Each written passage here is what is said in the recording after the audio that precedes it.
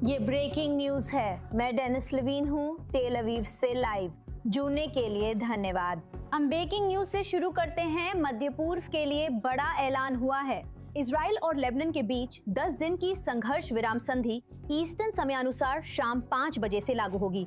ये यरूशलेम और बेरूत में आधी रात का समय होगा। राष्ट्रपति डोनाल्ड ट्रंप ने अपने सोशल नेटवर्क पर कहा कि उन्होंने लेबनान के राष्ट्रपति जोसेफ ऑन और इजराइल के प्रधानमंत्री बेंजामिन नेतन्याहू दोनों से बात की है और वे दोनों नेताओं को व्हाइट हाउस बुलाएंगे। इस हफ्ते वॉशिंगटन में इजरायली और लेबनानी राजदूतों के बीच ऐतिहासिक आमने सामने की मुलाकात के बाद जो 3 दशकों में पहली सीधी बातचीत थी, अमेरिका इस रफ्तार को बनाए रखना चाहता है। सवाल ये है, क्या हिजबुल्लाह युद्ध विराम का पालन करेगा और क्या लेबनानी नेतृत्व इतनी है कि वो इस आतंकी संगठन को इजराइल के उत्तर में नागरिकों को रॉकेट और ड्रोन हमलों से निशाना बनाने से रोक सके, जैसा कि आज फिर से हो रहा है। रिपोर्ट्स पहले ही बता रही हैं कि इजराइल के उत्तरी इलाकों के कई निवासी इस घटनाक्रम से बेहद नाराज हैं। उन्हें डर है कि हिजबुल्लाह का खतरा खत्म नहीं होगा। तो और जानकारी के लिए अब हम सीधे जुड़ते हैं अपनी वरिष्ठ अमेरिकी संवाददाता माइक वेगनहाइम से। वो हमें वॉशिंगटन के व्हाइट हाउस से हमसे जुड़ रहे हैं। तो एक बड़ा ऐलान हुआ है। डोनाल्ड ट्रंप ने सोशल मीडिया पर कहा है कि इजराइल और लेबनान के बीच उत्तरी सीमा पर 10 दिन की युद्ध विराम की घोषणा सार्वजनिक कर दी गई है। लेकिन माइक, खास तौर पर यह हिजबुल्लाह है जिसे फायरिंग रोक ली होगी। ताजा जानकारी क्या है? आपके पीछे क्या चल रहा है? हाँ, हमारे पास पुष्टि नहीं है, लेकिन मानना होगा कि राष्ट्रपति जोसेफ ऑन ने बिना ठोस वजह के ये कदम नहीं उठाया। अगर कोई तरह की, मैं इसे गारंटी नहीं कहूंगा, लेकिन कम से कम हिजबुल्लाह के साथ संवाद ना होता कि वे इसे कम से कम सक्रिय रूप से विफल नहीं होने देंगे। शुरुआत में हिजबुल्लाह शांति में बाधा था, लेकिन अब युद्ध विराम की मांग कर रहा है। ईरान भी युद्ध विराम चाहता है। यहाँ तर्क संगत रूप से यही होगा कि अगर कुछ शर्तें लागू हो जाएं, तो हिजबुल्लाह भी यहाँ युद्ध विराम के विचार के प्रति सहमत होगा। लेकिन जिन चीजों की वे मांग कर रहे हैं, जैसे इजरायली वापसी, उस पर अभी कोई प्रतिबद्धता नहीं है। आईडीएफ ने हमारी जानकारी के अनुसार शांति के बदले शांति नीति अब तक स्वीकार नहीं की है। ये कई पक्षों के लिए जीत है, खास तौर पर प्रधानमंत्री नेतन्याहू के लिए, जिन्हें एक और निमंत्रण मिला है। और अगर लेबनान के राष्ट्रपति भी आते हैं तो ये राजनयिकता का एक मौका है, अब्राहम समझौते की तर्ज पर। ये लेबनान के राष्ट्रपति के लिए भी जीत है, क्योंकि उन्हें व्हाइट हाउस का निमंत्रण और युद्ध विराम दोनों मिल जाता है। ये हिजबुल्लाह और ईरान के लिए भी जीत है, क्योंकि उन्हें भी अपना युद्ध विराम मिल जाता है। और निश्चित रूप से ये डोनाल्ड ट्रंप के लिए भी जीत है, क्योंकि वो स्थिति को नियंत्रित कर सकते हैं। नेतन्याहू को अपने दक्षिणपंथी खेमे से आलोचना झेलनी पड़ेगी, क्योंकि कैबिनेट को पहले से सूचित नहीं किया गया था या मंजूरी नहीं मिली थी। फिर भी लगता है यही वो चीज है जो सभी चाहते थे, या इस समय यही अगला कदम था। लेकिन हिजबुल्लाह के बारे में कुछ कहा नहीं जा सकता। स्पष्ट है, जिस कागज पर वे हस्ताक्षर करते हैं उसकी खास अहमियत नहीं होती। बस कुछ ही घंटे बचे हैं जब वो युद्ध विराम लागू होगा। हम सब्र से इंतजार कर रहे हैं कि आगे सब कुछ कैसे होता है। माइक, अमेरिकी राष्ट्रपति इस उपलब्धि को उन युद्धों की बढ़ती सूची में जोड़ रहे हैं जिनके बारे में वे कहते हैं कि उन्होंने उन्हें रोकने में सफलता पाई है। इसी बात पर आप अमेरिकी और ईरानी टीमों के बीच पाकिस्तान में फिर से शुरू हुई बातचीत पर क्या अपडेट साझा कर सकती हैं? इस मोर्चे पर स्थिति क्या है? उम्मीद है कि ये आप जानते हैं, इजराइल और लेबनान के बीच लंबे समय से चल रहे युद्ध का अंत होगा। इसे इसके संदर्भ में ही रखें। यह एक युद्ध विराम है, लेकिन उम्मीद है कि यह बेहतर चीजों की ओर ले जाएगा। ईरान के मोर्चे की बात करें तो यहाँ का ये युद्ध विराम, हालांकि अमेरिकियों का जोर था कि ईरान की बातचीत का लेबनान की बातचीत से कोई लेना देना नहीं है, वे एक दूसरे के साथ तालमेल में नहीं चल रही है, इसमें कोई शक नहीं है। सिर्फ तर्क के स्तर पर देखें तो लेबनान के साथ युद्ध विराम यहाँ ईरान की बातचीत के लिए कुछ दरवाजे खोलता है, कुछ राहत देता है। आप इन दोनों को पूरी तरह अलग नहीं कर सकते। ईरान के साथ कूटनीति का रास्ता अब भी विकसित हो रहा है। आमने सामने बातचीत की तारीख तय नहीं है, लेकिन पर्दे के पीछे चर्चाएं जारी हैं। परमाणु संवर्धन और होर्मुज जलडमरू मध्य जैसे अहम मुद्दे हैं। कुछ मुद्दे फिलहाल कम प्राथमिकता पर भी हैं। अब तक सफलता मिली, लेकिन बातचीत जारी है और शायद, बस शायद, इजराइल और लेबनान के बीच युद्ध विराम फिर से थोड़ा सा समय दे दे, ताकि ईरान के मोर्चे पर कुछ और काम किए जा सके। वरिष्ठ अमेरिकी संवाददाता माइक वैगनहाइन व्हाइट हाउस से लाइव। जल्द ही माइक से और अपडेट मिलेंगे। धन्यवाद। इस बड़ी खबर पर चर्चा के लिए हमारे साथ स्टूडियो में अंतर्राष्ट्रीय मामलों के विश्लेषक डैन पेरी हैं, जो एसोसिएटेड प्रेस के पूर्व यूरोप और मिडिल ईस्ट संपादक और आस्क क्वेश्चंस लेटर न्यूज़लेटर के लेखक हैं, और हमारे वरिष्ठ मिडिल ईस्ट संवाददाता एरियल ओसरान। आप दोनों का बहुत बहुत धन्यवाद। तो इजराइल और लेबनान के बीच 10 दिनों का युद्ध विराम कुछ ही घंटों में स्थानीय समयानुसार आधी रात से लागू हो जाएगा। सटीक कहें तो ये इजराइल और हिजबुल्लाह के बीच है। एरियल, कृपया बताएं इस पल का क्षेत्र पर क्या असर है? हाँ, सबसे पहले और सबसे महत्वपूर्ण बात यह है, जैसा कि माइक ने बताया, ये लेबनानी नेतृत्व के लिए एक बहुत ही महत्वपूर्ण जीत है, जो विरोधी तनावों के बीच संतुलन बनाने की कोशिश कर रहा है, जबकि वह इजराइल के साथ कूटनीतिक रास्ता खोलने की कोशिश कर रहा है। राष्ट्रपति ऑन ने बार बार जोर दिया कि किसी भी सामान्यीकरण की दिशा में कदम बढ़ाने से पहले युद्ध विराम एक अनिवार्य शर्त होगी। इजराइल और लेबनान के बीच बातचीत, शांति वार्ता खुदा न खास्ता सिर्फ नाम की, और इसलिए यह उनके लिए बहुत महत्वपूर्ण है कि वे लेबनानी जनता को दिखा सके कि इजराइल के साथ जो रास्ता वे अपना रहे हैं वो बिना किसी लाभ के नहीं है, लाभ जैसे कि एक युद्ध विराम। अब हिजबुल्लाह क्या कह रहा है? उन्हें बेरूत में ईरानी राजदूत द्वारा सूचित किया गया था, जो हाल के हफ्तों में बेरूत स्थित दूतावास में बंद है, जब उनसे देश छोड़ने को कहा गया और उन्होंने आदेश नहीं माना। तो उन्होंने हिजबुल्लाह को पहले ही सूचित कर दिया था कि ये घोषणा आने वाली है, और हिजबुल्लाह जमीन पर इजरायली कदमों पर नजर रखेगा। लेकिन हमें इसे इस संदर्भ में देखना होगा कि आप जानते हैं, सबसे पहले ये युद्ध का पूरी तरह से अंत नहीं है, ये एक युद्ध विराम है। मेरा आकलन है कि यह युद्ध विराम होगा। यह उस तरह का होगा जैसा कि मार्च तक 15 महीनों तक लागू था, जिसके दौरान इजराइल ने हिजबुल्लाह के दक्षिणी लेबनान में फिर से संगठित होने के प्रयासों को रोकना जारी रखा था। हिजबुल्लाह ने इजराइल पर हमला नहीं किया था। स्पष्ट है, इसमें बेरूत में हमले शामिल नहीं होंगे, जिसे दृश्यता और लेबनानी सरकार पर दबाव के लिहाज से एक उच्च स्तर माना जाता है। और साथ ही, जैसा कि माइक ने बताया, इसे संयुक्त राज्य अमेरिका और ईरान के बीच किसी तरह के समझौते तक पहुंचने के चल रहे प्रयासों से अलग नहीं देखा जा सकता। इसका मतलब ये नहीं है कि दोनों युद्ध विराम के बीच कोई संबंध है, लेकिन यह संभवतः अमेरिकियों की ओर से ईरानियों के लिए एक संकेत हो सकता है कि ठीक है, आप लेबनान में युद्ध विराम चाहते थे, ठीक है, अब वहां युद्ध विराम है, आइए आगे बढ़े और समझौते तक पहुंचने की कोशिश करें। यही व्यापक संदर्भ है। मैं ये भी बताना चाहूंगा कि गाय इजराइल सिस्टर हिब्रू चैनल से कह रहे हैं कि एक वरिष्ठ इजरायली अधिकारी के हवाले से कहा गया है कि इजरायली सेना अपनी जगह पर बड़ी रहेगी, कोई वापसी नहीं होगी। तो वे दक्षिणी लेबनान में इस विस्तारित बफर जोन को बनाए रखेंगे, और इसमें संयुक्त राज्य अमेरिका के साथ समन्वय है कि इजराइल किसी भी आसन्न या उभरते खतरे के खिलाफ कार्रवाई करेगा, जो वही मॉडल है जिसे इजराइल ने पिछली युद्ध विराम में अपनाया था। डैन पेरी, आप इस क्षेत्र को लंबे समय से कवर कर रहे हैं।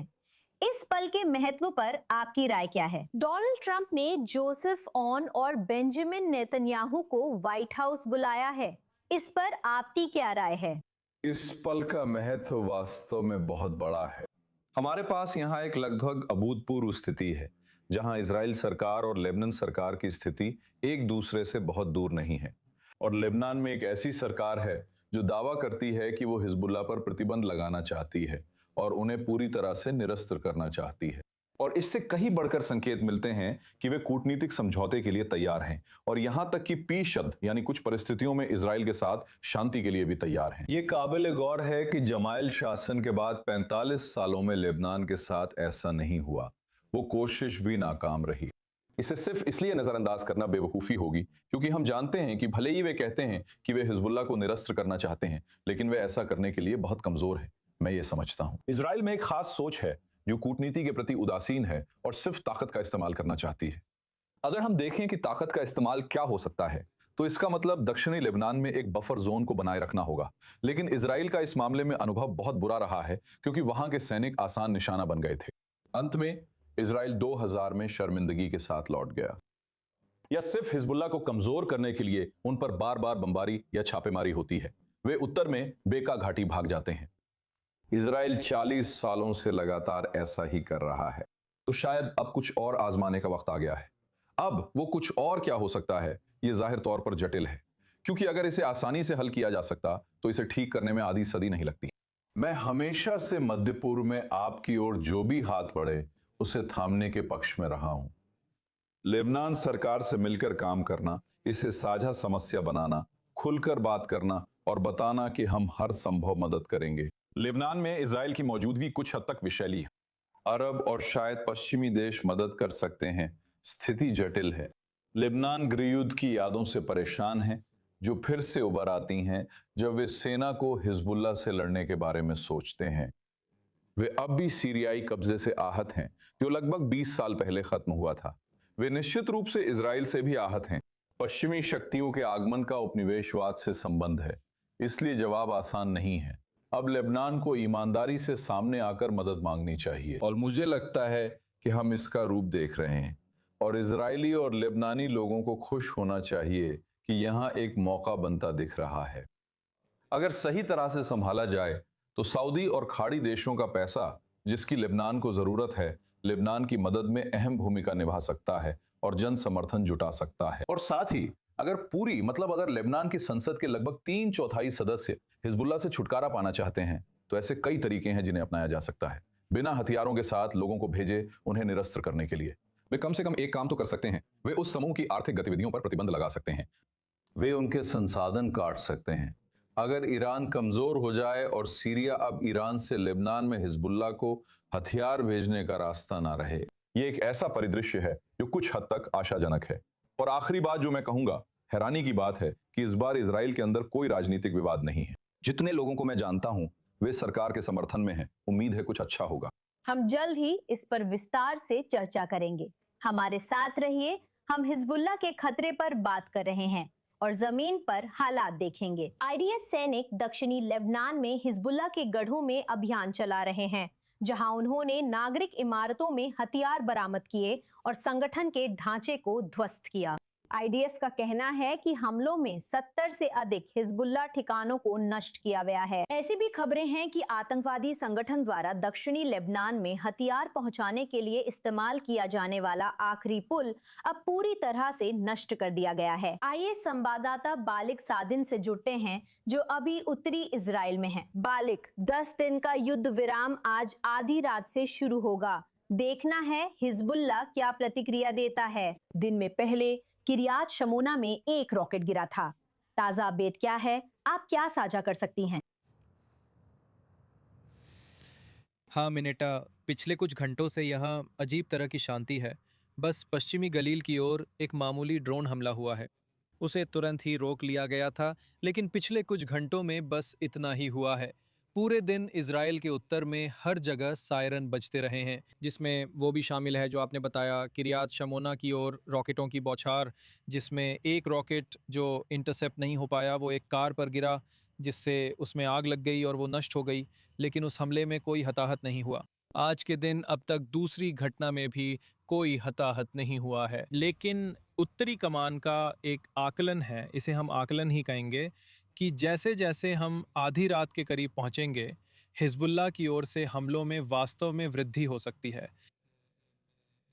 युद्ध विराम के समय इसी वजह से अब उत्तर के नगर पालिकाएं भी निवासियों को सतर्क रहने की चेतावनी भेज रही हैं कि हिजबुल्लाह की ओर से हमलों में वृद्धि हो सकती है। ये ऐसी चीज़ है जिसकी हमें आदत है।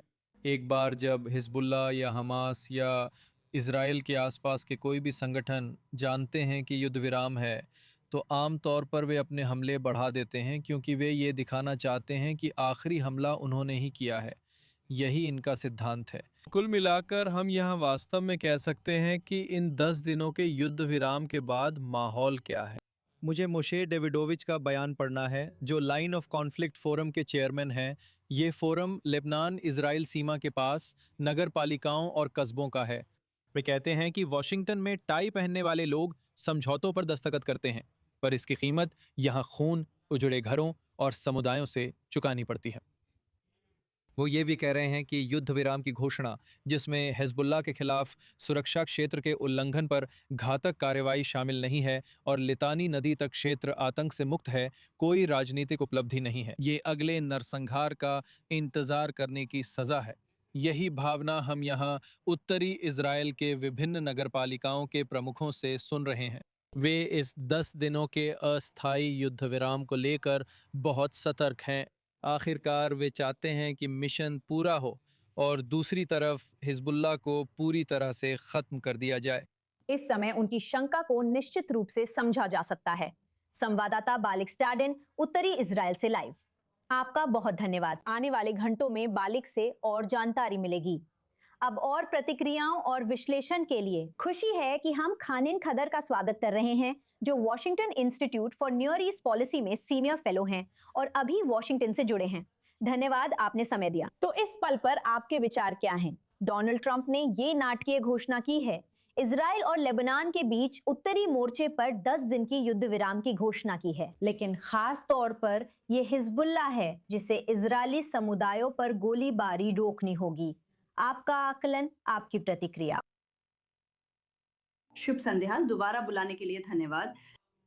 यही मुख्य सवाल है। तो ये एक 10 दिन की युद्ध विराम है जो एक बैठक के बाद हुई, सीधे बातचीत, सीधे संवाद लेबनान और इजराइल के राजदूतों के बीच, और उस बैठक को वर्किंग पीस टॉक्स कहा गया था।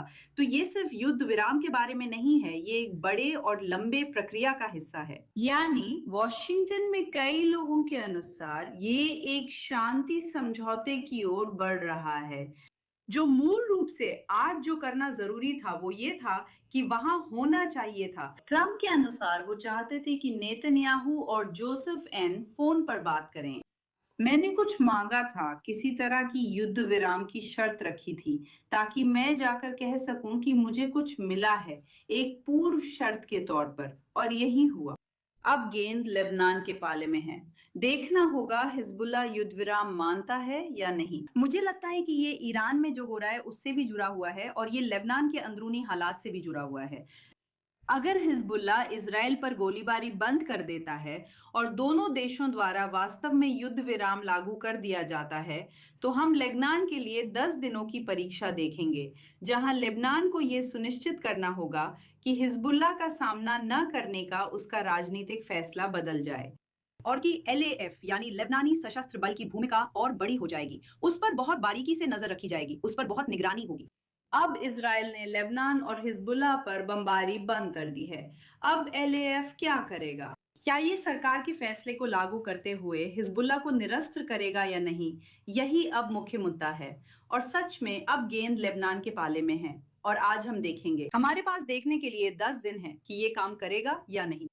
यही निश्चित रूप से मुख्य सवाल है, खासकर उन इजरायली लोगों के लिए जो उस उत्तरी सीमा के पास रहते हैं। जब कोई प्रधानमंत्री नवाब सलाम की प्रतिक्रिया देखता है, उन्होंने इस घोषणा का स्वागत किया और साथ ही उन्होंने उन सभी क्षेत्रीय और अंतर्राष्ट्रीय प्रयासों का धन्यवाद करना चाहा जिन्हें इस परिणाम तक पहुंचने के लिए लगाया गया, खासकर अमेरिका द्वारा किए गए प्रयासों का।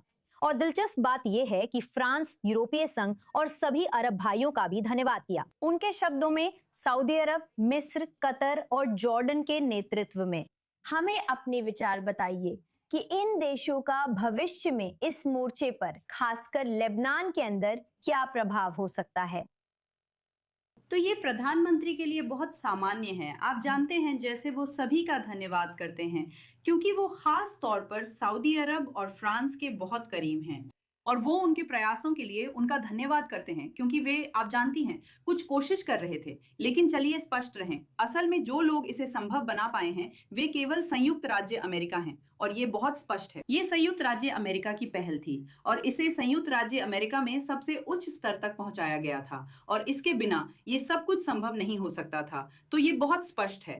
आज संयुक्त राज्य अमेरिका की भागीदारी और उच्च स्तर की सक्रियता से इसे एक नई गति मिलती है, इस मायने में कि आज इन क्षेत्रीय शक्तियों को समझना होगा कि पुरानी क्षेत्रीय शक्तियां, अधिकतर हम यूरोपीय देशों खासकर फ्रांस की बात कर रहे हैं जो लेबनान में बहुत शामिल हैं, उन्हें समझना होगा कि लेबनान में उनकी नीति में बदलाव अब हकीकत बनना चाहिए। आप जानती हैं, जैसे पुरानी नीति, यूरोपीय नीति और कुछ नीतियां थी कि हिजबुल्लाह का सामना नहीं किया जाना चाहिए और बलपूर्वक निरस्त्रीकरण संभव नहीं है।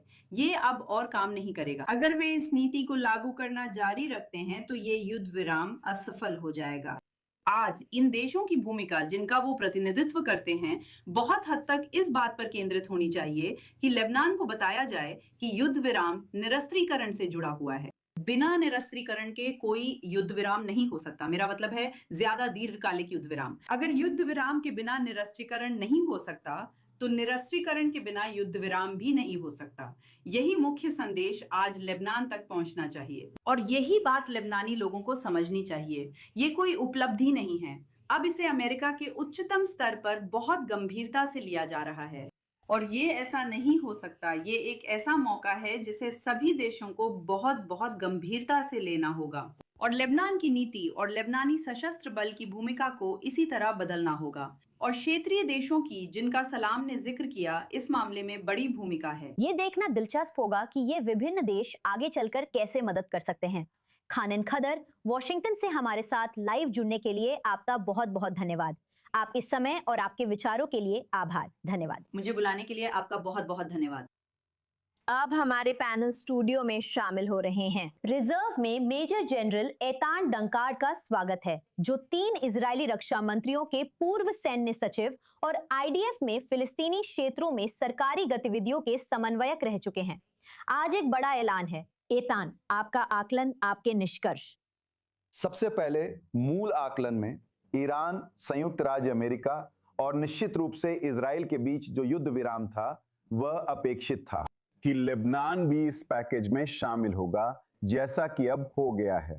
लेकिन जो प्रक्रिया पहले कदम से लेकर अब तक चली है, मुझे लगता है कि यह इजरायली सरकार की नीति में विफलता है और सबसे बढ़कर बेंजामिन नेतन्याहू की विफलता है। क्योंकि दूसरी ओर जब ऐसा था कि हमने लेबनान और ईरान के बीच विभाजन किया था तो वह एक उपलब्धि थी कि 1 हफ्ते के लिए, आप जानते हैं, जो 2 हफ्तों के बीच है।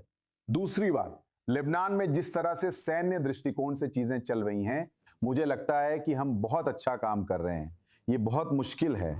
जो लोग हवाई भौगोलिक स्थिति या वहां क्या हो रहा है उससे वाकिफ नहीं हैं, वे असली हीरो को नहीं समझ सकते जो मीटर दर मीटर आगे बढ़ रहे हैं। इजरायली सैनिकों ने दक्षिण लेबनान के एक बहुत महत्वपूर्ण हिस्से को हिजबुल्लाह से अलग करने में सफलता पाई है, जो भविष्य के लिए बहुत अहम है।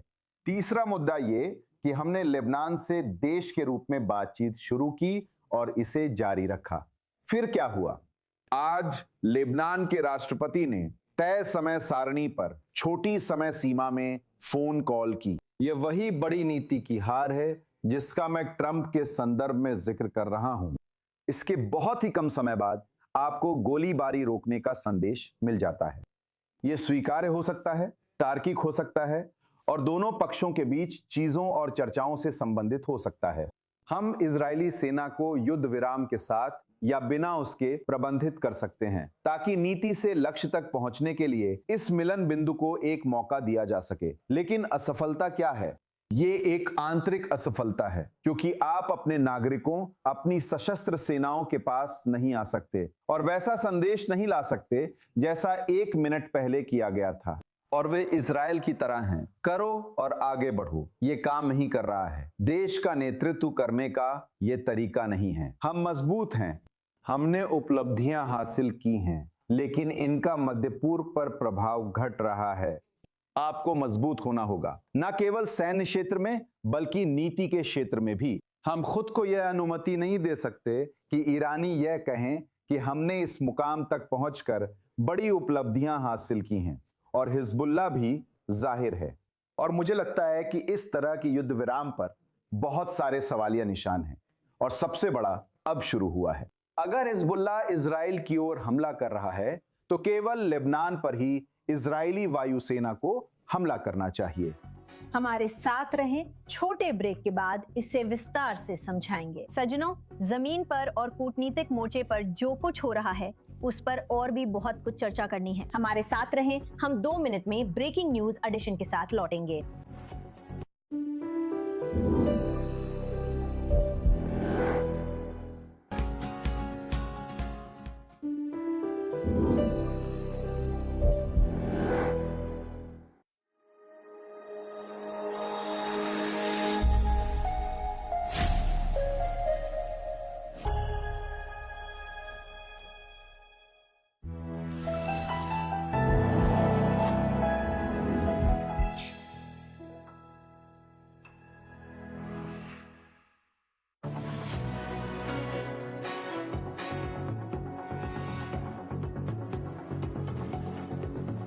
ब्रेकिंग न्यूज एडिशन में आपका स्वागत है।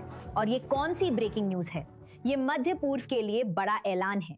इजराइल और लेबनान के बीच 10 दिन की युद्ध विराम संधि शाम 5 बजे ईस्टर्न समयानुसार लागू होगी, जो यरूशलेम और बेरूत में आधी रात होगी। राष्ट्रपति डोनाल्ड ट्रंप ने अपने सोशल नेटवर्क पर कहा कि उन्होंने लेबनान के राष्ट्रपति जोसेफ ऑन और इजराइल के प्रधानमंत्री नेतन्याहू से बात की है और वे दोनों नेताओं को व्हाइट हाउस बुलाएंगे। अमेरिका इस रफ्तार को बनाए रखना चाहता है। इस हफ्ते वॉशिंगटन में इजरायली और लेबनानी राजदूतों के बीच ऐतिहासिक आमने सामने की मुलाकातों के बाद जो 3 दशकों से भी अधिक समय में पहली सीधी बातचीत थी। सबसे बड़ा सवाल यही है कि क्या हिजबुल्लाह युद्ध विराम का पालन करेगा और क्या लेबनानी नेतृत्व इतनी है कि वो इस आतंकवादी समूह को इजराइल के उत्तर में नागरिकों को निशाना बनाने से रोक सके, जैसा कि उसने आज फिर किया है। रिपोर्ट्स पहले ही बता रही हैं कि इजराइल के उत्तरी इलाकों के कई निवासी इस घटनाक्रम से बेहद नाराज हैं। उन्हें डर है कि हिजबुल्लाह का खतरा खत्म नहीं होगा। हमारे स्टूडियो में अभी भी हमारे पैनल में हैं रिजर्व के मेजर जनरल इतान डंगोट, अंतर्राष्ट्रीय मामलों के विश्लेषक डैन पेरी और हमारी वरिष्ठ मध्य पूर्व संवाददाता एरियल ओसारान। बहुत सी बातें चर्चा योग्य हैं, पर हिजबुल्लाह की संभावित प्रतिक्रिया पर कई सवाल हैं। एरियल ओसारान, हम क्या जानते हैं? हिजबुल्लाह कह रहा है कि वे युद्ध विराम का पालन करेंगे जब तक इजराइल करता है, और ये बात आधिकारिक रूप से नहीं बल्कि एक अनाम हिजबुल्लाह सूत्र ने कतरी टीवी को कही है।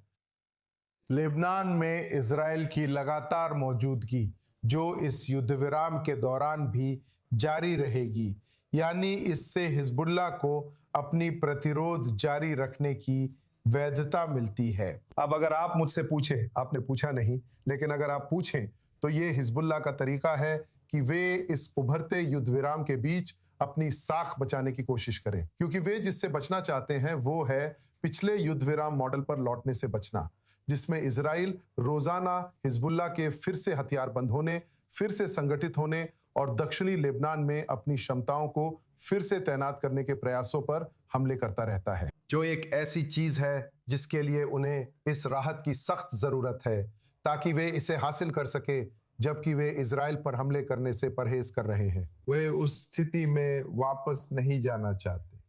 हालांकि सभी संकेत हमारे पास ज्यादा नहीं है, लेकिन जितने भी संकेत हैं वे यही दिखा रहे हैं कि यही मॉडल हमें यहाँ देखने को मिलेगा। तो हिजबुल्लाह कहेगा कि वे प्रतिरोध जारी रखने का अधिकार रखते हैं, जैसा वे करते आ रहे हैं।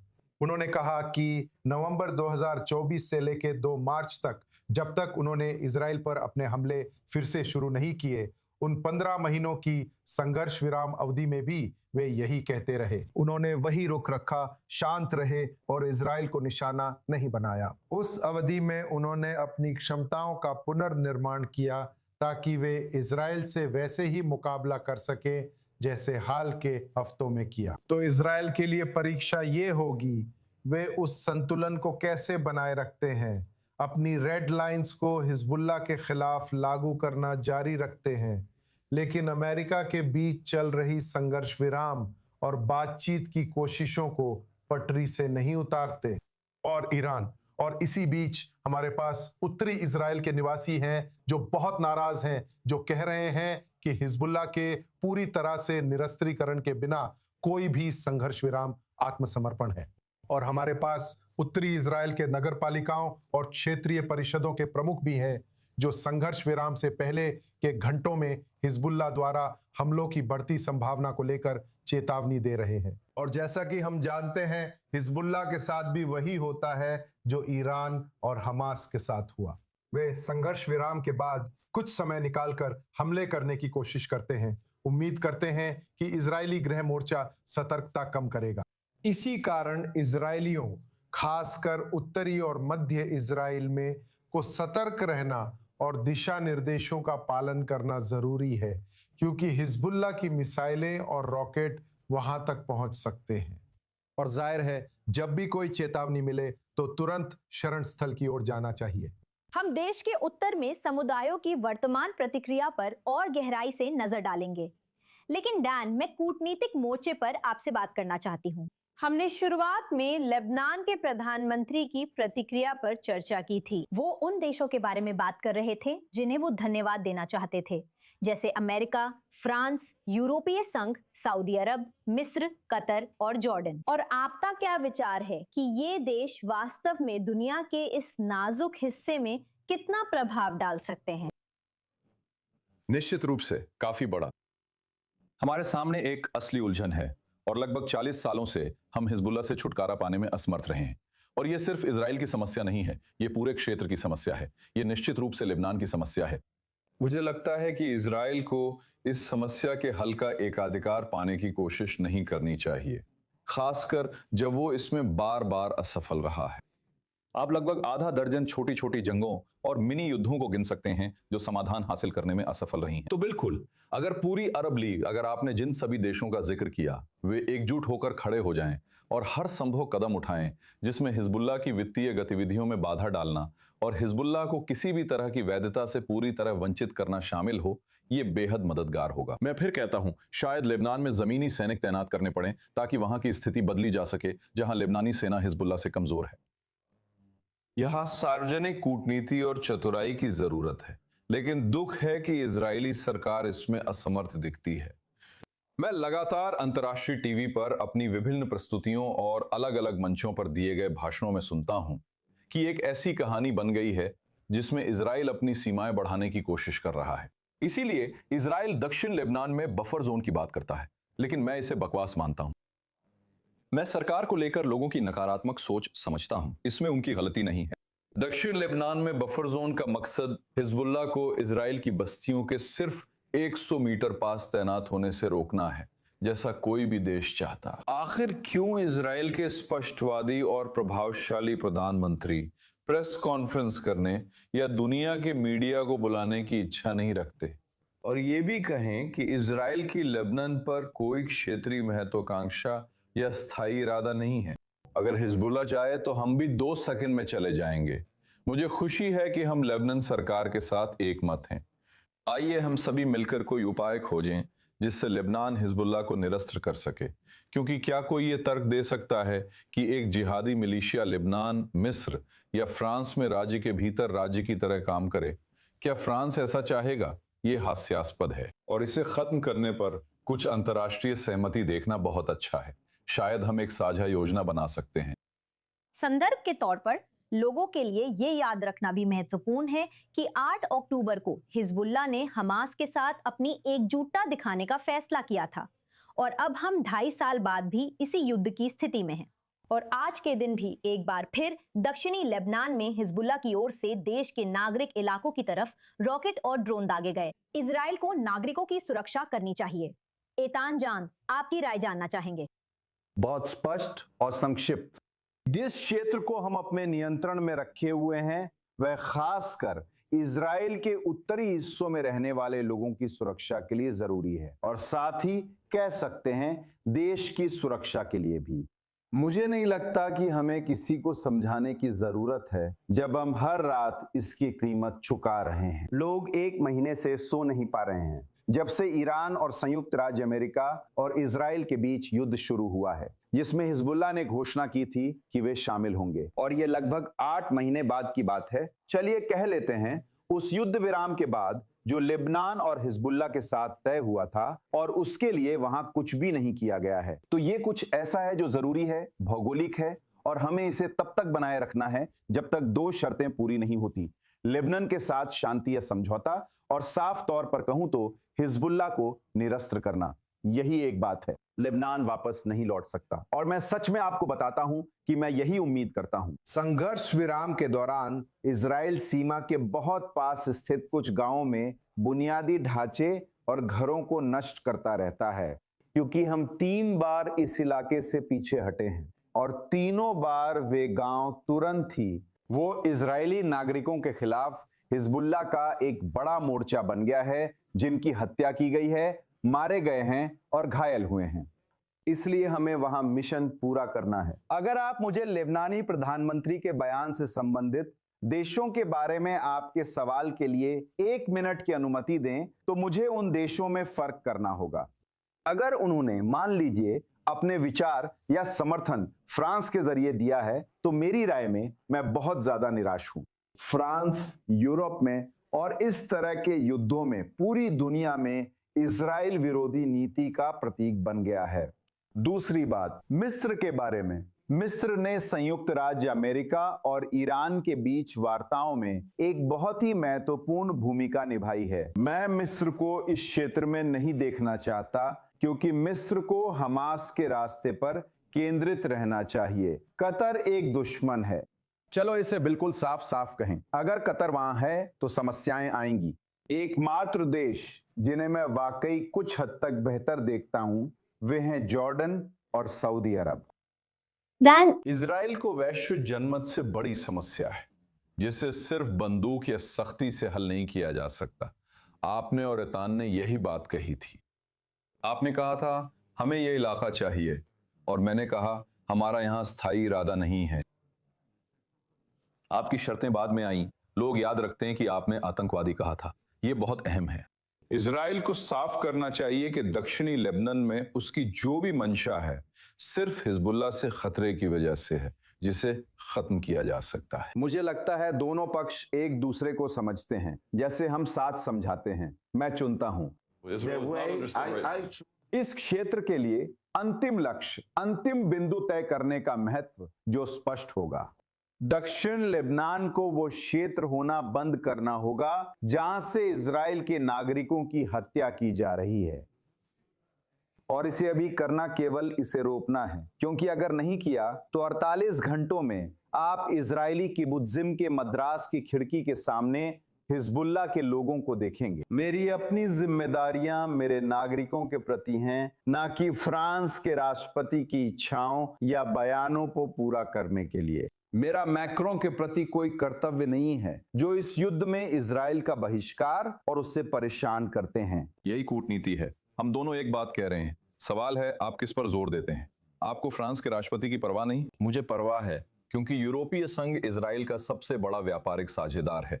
यूरोप में इजराइल के समर्थन की स्थिति पूर्ण राष्ट्रीय आपातकाल है, और इसलिए मुझे लगता है कि इजराइल को अपने मामले को पेश करने में कूटनीतिक और चतुर होना चाहिए। बिल्कुल बिल्कुल। हिजबुल्लाह को इजराइल की सीमा पर खुद को मिटाने की अनुमति नहीं दी जा सकती, और अगर हिजबुल्लाह अस्तित्व में बना रहता है तो इजराइल को सीमा पर कब्जा करने का पूरा हक है। इजराइल के अमेरिका में राजदूत येहिएल लाइटर इस हफ्ते अमेरिकी विदेश विभाग में ऐतिहासिक बैठक के बाद, जब हमारे सहयोगी माइक वैगनहाइम ने बैठक के बाद उनसे सवाल पूछा, तो उन्होंने कहा कि फ्रांस को इस वार्ता प्रक्रिया से कोई लेना देना नहीं होना चाहिए। सवाल ये है कि क्या संदेश वही जा रहा है जैसा आप बता रहे हैं डैन, क्योंकि इजराइल को लगता है फ्रांस की यहाँ कोई भूमिका नहीं है। इतिहास को देखते हुए, हाल के महीनों और वर्षों में किसी तरह का समाधान खोजने की उसकी भूमिका को देखते हुए, फ्रांस ने एक्सपीसीओ समझौते में समस्याएं पैदा की। ये बांटने का बेवकूफी भरा तरीका था।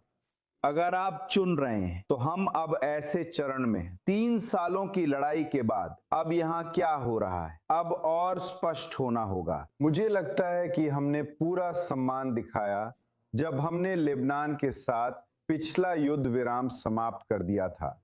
हमने लेबनान को सौंपा, पर जवाब सिर्फ शब्दों में मिला, कोई कार्रवाई नहीं हुई। हम उन संयुक्त बलों पर भरोसा नहीं कर सकते जहां हिजबुल्लाह और सहयोगी शामिल हों। यह मुझे UNRWA सिस्टम की याद दिलाता है। नागरिकों को परिभाषित करना और इसे खत्म करना होगा। लेबनान में हमारा कोई काम नहीं है। 1 सेकंड बाद ही लेबनान इजराइल के साथ शांति समझौते पर हस्ताक्षर करता है और लेबनान हिजबुल्लाह को निरस्त करने की घोषणा करता है। देखें, क्या माक्रो सच में महान है? मान लें, जो व्यक्ति मध्य पूर्व में संघर्ष विराम चाहता है, क्या वो अपने लोगों के साथ वहां लेबनान को हिजबुल्लाह को निरस्त करने में मदद करने आएंगे? ये कौन करेगा? सिर्फ हम। मैं सहमत हूं, लेकिन यूरोपीय संघ को उनकी जो सैन्य क्षमताएं हैं उन्हें शामिल करना, शायद नाटो को भी, फ्रांस को लेबनान को जरूरी कदम उठाने और साहस दिखाने के लिए प्रोत्साहित करना चाहिए। पर यह सिर्फ कूटनीति से ही संभव है, आक्रामकता से नहीं। उन्हें शामिल करना जरूरी है। एक बात मत भूलिए, बार पर हमसे ज्यादा दूर नहीं है। तुर्की का विस्तार। क्या तुर्की सीरिया से इजराइल के उत्तर पूर्वी हिस्से में दूसरा ईरानी हस्तक्षेप बनेगा और उनकी नजरें लेबनान पर भी हैं। तो मामला इतना संवेदनशील है और ऐसे समय में आपको एक छोर पर रहकर बातचीत करनी होगी। मैं सहमत हूं। दूसरा, मजबूत बने रहना और यह कि आपको समझा जाएगा, या तो 0 या 1। एरियल एस्ट्रान, आपके विचार?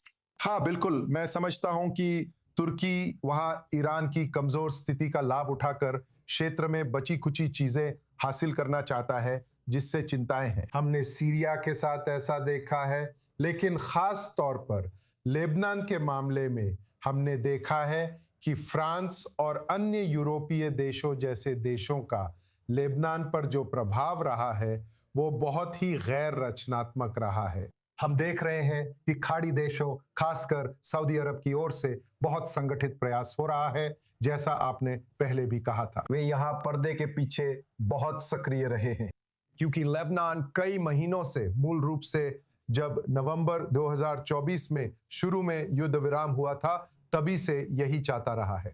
लेबनान खाड़ी देशों से निवेश की तलाश कर रहा है ताकि लेबनान के पुनर्निर्माण के लिए फंड जुटाया जा सके। उन्होंने कहा कि सऊदी अरब और यूएई ने हिजबुल्लाह के निरस्त्रीकरण तक पुनर्निर्माण न करने की बात कही है, और जो हम यहाँ देख रहे हैं वो वॉशिंगटन और रियाद की ओर से एक तरह का समन्वित प्रयास है। लेबनानी सरकार को ये बहुत साहसी कदम उठाने के लिए प्रोत्साहित करने की कोशिश की जा रही है, जो लेबनान के अंदर गृह युद्ध का खतरा बढ़ा रहे हैं। बेरूत को इस बात की गारंटी चाहिए कि उनके पक्ष में कोई खड़ा रहेगा, और उनके पास दुनिया की सबसे बड़ी महाशक्ति है। अमेरिका इस समय वो समर्थन दे रहा है, और साथ ही क्षेत्र का सबसे प्रभावशाली देश सऊदी अरब भी इसमें पूरी तरह से शामिल है। और ये बहुत संभव है कि अगर हम लेबनानी सरकार की ओर से ठोस कदम देखते हैं, तो कम से कम उस बहुत जरूरी धनराशि का कुछ हिस्सा लेबनान में आना शुरू हो जाएंगे, और ये लेबनानी नेतृत्व को इस दबाव का मुकाबला करने में भी मदद करेगा। ये कहकर कि जब हिजबुल्लाह का दबदबा था तो उसने लेबनान पर सिर्फ मौत और तबाही ही लाई। जब हम विपरीत रास्ता अपनाते हैं तो देखते हैं कि अंतर्राष्ट्रीय गठबंधन लेबनान को फिर से खड़ा करने में मदद कर रहा है, जो बहुत महत्वपूर्ण है। सऊदी अरब की भागीदारी की बात करें तो लेबनान में सऊदी अरब की भागीदारी की तो अभी बस शुरुआत भर है। जहां तक इस नई पुनर्जीवित नेतृत्व की बात है, ये दशकों में पहली बार अपनी संप्रभुता और युद्ध और शांति के मामलों पर निर्णय लेने का अधिकार वापस पाने की कोशिश कर रहा है। मैं एरियल आपकी बात पर लौटना चाहती हूँ और क्षेत्र के सबसे अहम दूसरे युद्ध विराम की चर्चा करना चाहती हूँ, और वो ये है कि पाकिस्तान में अमेरिकी और ईरानी टीमों के बीच बातचीत फिर से शुरू होने वाली है। हाल ही में उत्तरी मोर्चे पर हुई घटनाओं को देखकर ये मुद्दा अब दूसरी प्राथमिकता है। रॉयटर्स ने बताया कि दोनों पक्ष अपनी महत्वाकांक्षाएं घटा रहे हैं। और डैन पेरी, मैं जानना चाहती हूँ कि आपको इस बात पर क्या लगता है कि ये वार्ताएं फिर से शुरू होने की संभावना है, और इस समय इसका अंतिम लक्ष्य क्या है? दूसरे दौर में क्या नया होगा जो पिछले हफ्ते इस्लामाबाद में 21 घंटे की बातचीत के बाद भी हल नहीं हुआ?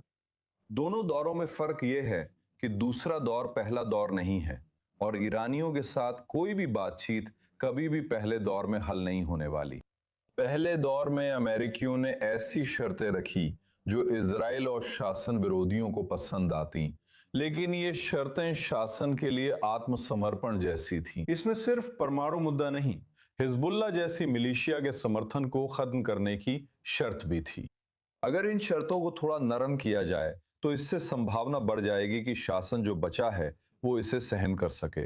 और ये स्पष्ट नहीं है कि कौन सा विचार बेहतर है, क्योंकि लगभग सभी, जिनमें ज्यादातर ईरानी भी हैं, चाहते हैं कि शासन गिर जाए, ये तय है। उसके लिए बेहतर रास्ता ये है कि उनकी जमीनी क्षमताओं को कुछ और हफ्तों तक और कम किया जाए, जब तक कि इजरायली लोग शेल्टरों में रह रहे हैं।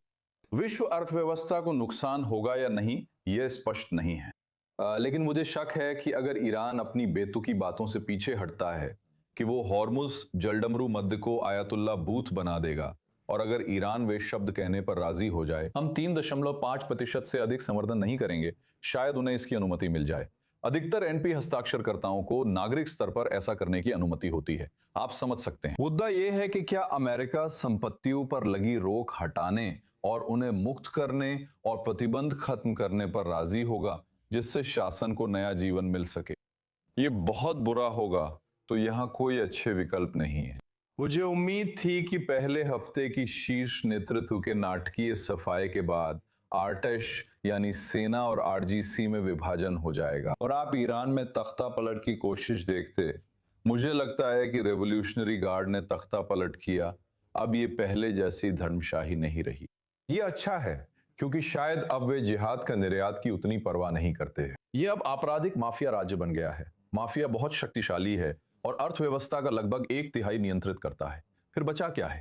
और ये आखिरकार ये ईरानी लोगों के लिए एक समस्या बन सकता है। मैं अंत में उस देश में एक बहुत ही खूनी गृह युद्ध देख सकता हूं। क्या इस समय ये अमेरिकियों का मामला है? याद रखिए कि 1 साल पहले सभी इजरायली बहुत खुश थे कि उन्होंने एक सैन्य सफाई अभियान चलाया। उन्होंने ईरान को हर तरह से जितना नुकसान पहुंचाया था, उससे वे बहुत संतुष्ट थे 12 दिनों तक। अभी नुकसान ज्यादा हुआ है, लेकिन इजरायली खुश नहीं है, क्योंकि उन्हें भरोसा था कि शासन गिर सकता है या कि इन पागलों को कम पागल बनने के लिए मनाया जा सकता है। और ये दोनों चीजें बहुत बहुत मुश्किल हैं। कई इजरायली मान सकते हैं कि आने वाले समय में वैसा सैन्य सफाई अभियान दोबारा करना पड़ सकता है। एतान, आपका क्या विचार है? यूएसआरए के साथ संयुक्त ऑपरेशन को और कितना काम करना पड़ेगा काम को सच में पूरा करने के लिए? और जब मैं कहती हूँ कि काम पूरा करना है, तो इसमें यह सुनिश्चित करना भी शामिल है कि ईरान अपने प्रॉक्सी हिजबुल्ला, हमास, हौथी के जरिए आम नागरिकों को निशाना ना बना सके। शायद मैं आपको चौंका दूं। मेरी राय में जैसे ही आपके पास 230 या 240 किलोग्राम 60% तक समृद्ध यूरेनियम आ जाता है, वही वह बिंदु है जब आप वास्तव में इस युद्ध को रोक सकते हैं और युद्ध विराम की प्रक्रिया और अन्य चीजों को आगे बढ़ा सकते हैं। क्योंकि ईरानी शासन के उन आतंकवादियों के कंधों पर जो समस्याएं हैं, वे इतनी बड़ी और गहरी हैं। उन्हें अपने देश को खिलाने के लिए, अपनी बुनियादी ढांचे को फिर से बनाने के लिए अरबों डॉलर की जरूरत है। संयुक्त राज्य अमेरिका द्वारा अब तक इजराइल में जो सैन्य उपलब्धियां हासिल की गई हैं, वे इतनी बड़ी, इतनी दूरगामी और इतनी अच्छी तरह से योजनाबद्ध थीं कि सचमुच वे बड़ी उपलब्धियां थीं। जैसे जैसे समय आगे बढ़ेगा, हम इसकी गहराई को और अधिक समझ पाएंगे। लेकिन इस यूरेनियम को बाहर ले जाए बिना कुछ कहे हमने ईरानियों से परमाणु खतरे को हटा दिया। सब कुछ इसी तरह। यही वह अंतिम महत्वपूर्ण कदम है जिससे हम इस युद्ध को समाप्त कर सकते हैं, और ये वास्तव में उस चीज से असमान है जो हमने हासिल की है। इसके अलावा हॉर्मुज जलडमरू मध्य, जिसे झुठलाया नहीं जा सकता, यही अगला बिंदु था। मेरी राय में हमारे 2 अल्पकालिक लक्ष्य हैं। हॉर्मुज को मुक्त करना और खोलना, ये ट्रंप के मालिक का सम्मान है, और दूसरा इसके साथ परमाणु मुद्दा है। इसके बिना सब कुछ तुरंत निष्कर्ष निकाला जा सकता है। मेरे पास बड़ी खबर है। बेंजामिन नेतन्याहू ने बयान जारी किया है, सुनते हैं। हमारे पास लेबनान के साथ एक ऐतिहासिक शांति समझौता करने का अवसर है। राष्ट्रपति ट्रंप मुझे और लेबनान के राष्ट्रपति को इस समझौते को आगे बढ़ाने के लिए बुलाने की योजना बना रहे हैं। ये अवसर इसलिए मौजूद है क्योंकि पुनर्प्राप्ति युद्ध के बाद से हमने लेबनान में शक्ति संतुलन को पूरी तरह से बदल दिया है। हमने पेजर सक्रिय किए, हमने 1,50,000 रॉकेट और मिसाइलों के उस विशाल हथियार भंडार को नष्ट कर दिया जिसे नसरल्लाह ने इजराइल को नष्ट करने के लिए तैयार किया था। हमने नसरल्लाह को खत्म कर दिया। और इस नई शक्ति संतुलन ने इस तरह से बदलाव किया है कि पिछले 1 महीने में हमें लेबनान से सीधे शांति वार्ता के लिए कॉल आने लगी हैं। ऐसा पिछले 40 सालों में नहीं हुआ था। मैंने इस अपील को स्वीकार किया है और 10 दिनों के अस्थायी युद्ध विराम के लिए सहमति दी है ताकि उस समझौते को आगे बढ़ाया जा सके जिसकी चर्चा हमने वॉशिंगटन में राजदूतों की बैठक में शुरू की थी। शांति वार्ता में हमारी 2 बुनियादी मांगे हैं। पहली हिजबुल्लाह का निरस्त्रीकरण और दूसरी एक टिकाऊ शांति समझौता यानी ताकत के बल पर शांति। इस युद्ध विराम को हासिल करने के लिए हिजबुल्लाह ने 2 मांगों पर जोर दिया। पहली मांग ये थी कि इजराइल को सभी लेबनानी क्षेत्रों से पीछे हटना होगा। दूसरी मांग थी कि शांति के बदले शांति होगी, यानी अगर शांति रहेगी तो जवाब में भी शांति मिलेगी। मैंने ना तो इस पर और ना ही उस पर सहमति जताई। हम लेबनान में एक विस्तृत सुरक्षा बफर जोन में बने रहे, ना कि केवल उन 5 बिंदुओं पर जो पिछले महीनों में थे। ये एक सुरक्षा बफर जोन है जो समुद्र से शुरू होता है और खिरमोन पर्वत की तलहटी और सीरियाई सीमा पर समाप्त होता है। ये 10 किलोमीटर का सुरक्षा बफर जोन है। यही हमारे पास है और यही हम टिके रहेंगे और हम यहां से जा नहीं रहे हैं। ये हमें जमीनी हमले के खतरे को नाकाम करने और साथ ही हमारी बस्तियों पर सीधे मिसाइल हमलों को रोकने की अनुमति देता है। उत्तरी सीमा की बस्तियां इन दोनों खतरों से सुरक्षित हैं। अभी भी और मिसाइलें हैं, अभी भी और रॉकेट हैं। हमें उससे भी निपटना होगा। मैंने पिछले 2 दिनों में राष्ट्रपति ट्रंप से बात की और उन्होंने मुझे बताया कि वे ईरान पर नौसैनिक नाकाबंदी को बड़े पैमाने पर जारी रखने के लिए दृढ़ हैं और साथ ही ईरान की परमाणु क्षमताओं को खत्म करने के लिए भी। उनमें से क्या बचा है? वो हार नहीं मान रहे हैं और इन्हें खत्म करने में सक्षम हैं, जैसे हमने मिलकर किया। हम मिसाइल के खतरे से भी निपटेंगे। ये 2 बड़े कदम हैं जो आने वाले दशकों के लिए हमारी सुरक्षा स्थिति को बदल सकते हैं। बेंजामिन नेतन्याहू ने मध्य पूर्व के लिए इस ऐतिहासिक पल पर बात की। हमारे हर मेहमान को अपनी अंतिम राय देने के लिए 30 सेकंड मिलेंगे कि हमने अभी क्या सुना। डैन पेरी, शुरू कीजिए। मैं खुश हूं कि नेतन्याहू को एक बार शांति का हाथ बढ़ाने और सकारात्मक रहने का श्रेय दिया जा सकता है। उन्होंने अपने बयान की शुरुआत ये कहकर की कि लेबनान के साथ शांति का ऐतिहासिक अवसर है, जैसा मैंने 1 घंटे पहले कहा था। ये एक अद्भुत बात है जो यहाँ होने की संभावना है और इजराइल को इसे हकीकत बनाने के लिए हर संभव कोशिश करनी चाहिए मूल रूप से।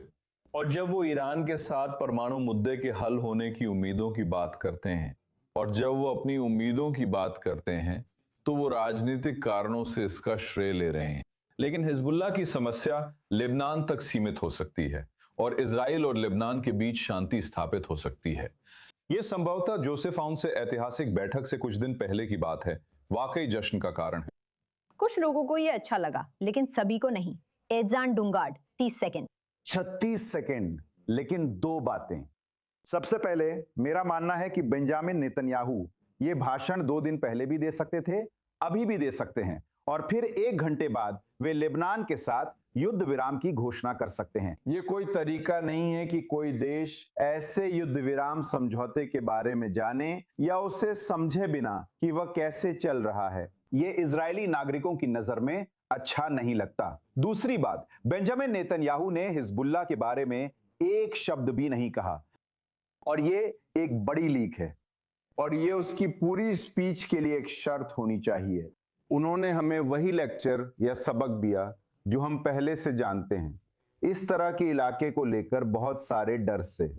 ये पहली बार नहीं, ऐतिहासिक पल की बात करें। मैं सहमत था, उन्होंने इजराइल की ओर रॉकेट लॉन्चिंग रोकने की बात की, लेकिन उन्होंने जम हिजबुल्लाह के बारे में कुछ नहीं कहा और ये कुछ समस्या वाली बात है। 30 सेकंड, एरियल ओसरान। हाँ, मैं इसे 10 सेकंड में कहूंगा। मूल रूप से प्रधानमंत्री नेतन्याहू ने वही संघर्ष विराम मॉडल बताया जो अब तक देखा गया है। इजरायली सेना लेबनान में बनी रहती है और शांति का जवाब शांति से जैसी कोई शर्त नहीं है, यानी इजराइल के पास लेबनान में हिजबुल्लाह को निशाना बनाने का विकल्प बना रहता है। ईतान को जवाब दूं तो उन्होंने ये नहीं कहा। ये सच और अजीब है, लेकिन हिजबुल्लाह के निरस्त्रीकरण के बिना लेबनान से शांति संभव नहीं। तो वो हर चीज के लिए सबसे जरूरी शर्त है। और मुझे लगता है कि इस बात से सभी इजरायली निश्चित रूप से सहमत होंगे। डैन पेरी, एरियल ओसारन और मेजर जनरल रिजर्व एथान डंकन, इस क्षेत्र के लिए इस शानदार पल में यहाँ आने के लिए आपका बहुत धन्यवाद। समय सीमा करीब आने पर अब हमें इंतजार करके देखना होगा। फिलहाल के लिए इतना ही। हमारे विशेष प्रसारण के समय की याद दिला दें, जिनमें हम आपको ताज़ा अपडेट दे रहे हैं। लाइव प्रसारण का समय स्क्रीन पर देखें। मैं डेनिस लवीन, तेल अवीव से। धन्यवाद और जुड़े रहिए। ये है i24 न्यूज़ इंग्लिश।